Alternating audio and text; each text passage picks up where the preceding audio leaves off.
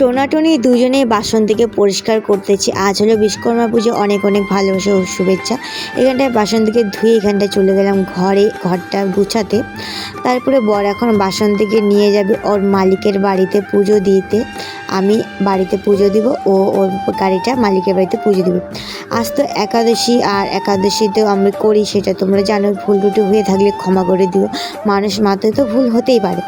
এখানটা আমি আমার মতো করে পুজোর জোগাড় করতেছিলাম, আর ভাগনা দেখো আমাকে ফল কেটে দিচ্ছে। এই ফল টল কাটার পরে আমি ফলগুলো সাজিয়ে নিচ্ছি। আর এখানটায় ধুনো ধরিয়েছি। ধুনোর সেন্টটা আমার এত ভালো লাগে কি বলবো। তো ধূপ ধুনো ফুল টুল দিয়ে আমি পুজো দিলাম। আর এখানটা দেখো পুজো টুজো দেওয়ার পরে আমি সারা ঘরে ধুনো দেখিয়েছি।